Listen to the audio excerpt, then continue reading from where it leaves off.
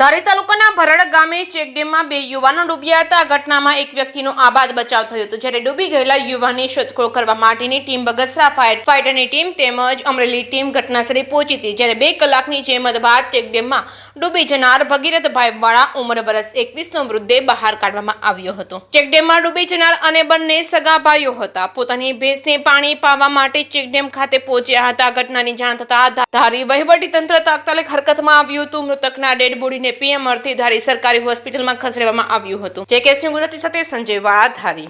મારું ગામ ભરડ આંબાડી, સુદ ગ્રામ પંચાયત સરપંચ.